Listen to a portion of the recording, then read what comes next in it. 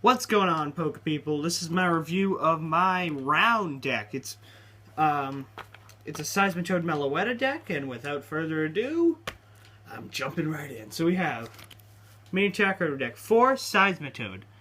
Seismitoad is our main rounder because he does 30 damage for every Pokemon that has round in play. So if I get all 4 of him going, I can do 120. But that's not all. Well, before that happens, we have one Palpitoad, in case I can't get a rare candy, and he also has a round. I want to run more of him, but the way I run round, I have a little bit of a different setup than most round decks, so yeah. Then I have 4 Tympole. Tympole is literally just to get Seismitoad into play, and there's no other purpose for him being in the deck. Then we have 4 more Pokemon with round. We have Meloetta EX. So it's really handy to have a basic Pokemon with round, because then if I get all 4 of those in play and 2 Seismitoad, I'm doing 180 for only 2 double colorless energy. Well, 1 double colorless energy. So, yep. Now here's where things get a little bit interesting. I don't think round usually works this way, but I have a backup plan with my 3 Xerneas EX. And I have them just in case I can't get a Seismitoad into play. I can do something, rather than just lose flat on my face. So those are all the Pokemon for the deck. We only run 1 stadium, which is a Virbank City Gym. It's just good because we have Hypnotoxic Laser, and they are a killer card. The ace spec we run is Scramble Switch, just so we don't have to keep discarding DCEs, because it's really hard to get them back. That was our only ace spec. Now we have, well, because you can only have 1 ace spec. Then we have our supporters. We have 4 Professor Juniper. It's pretty much a staple in every deck in this format. Either him or her or Sycamore. And you just get to draw 7 cards after you discard your whole hand.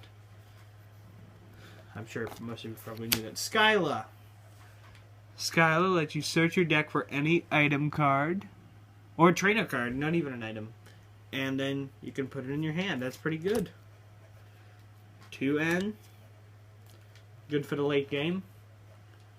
Good for the early game. Good for the late game if you're behind. Good for the beginning of the game if you need a new hand. You don't want to discard your entire hand. So those are all the supporters we run. For trainer cards, for item cards, we have 4 Ultra Ball to get any Pokemon we want into play, and we have to discard some cards, but it's a nice enough drawback that I will use one. 1 Level Ball because I only have 1, and that's to search out either Tympole or Palpitoad.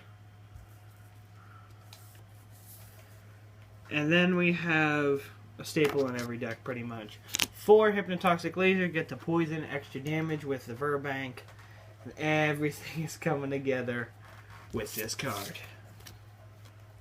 4, count them, 4 Rare Candy to get Seismitoad into play off of the Tympole.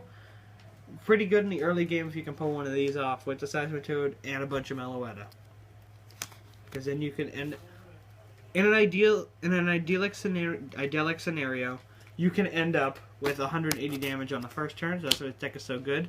And then you can pick your target with Catcher. Hopefully you can get the coin flip right. But if you can't, that's okay too. I promise I'll still love you. 4 Crushing Hammer to disrupt your opponent and get their energy out of play. And I use these in a lot of my decks because they're just really good cards. 1 Tool Scrapper. Abilities aren't really necessary for this deck, but sometimes Tool Scrapper is just a really good card to use. 1 Max Potion. Really good card. Lets you heal up a lot of damage. And the last item we have is 1 Float Stone, so we can retreat any Pokemon for free. Now, to the energies. We ran a really basic line of energies. So we have 6 Fairy, which is a lot, but considering I have 3 Xerneas EX, it's still not that much. And the final 4 cards of this deck, we have 4 double colorless energy, so you can attack with that Seismitoad. thank you for watching my review of my Fairy Round deck, and I hope you comment, like, and subscribe. Peace out.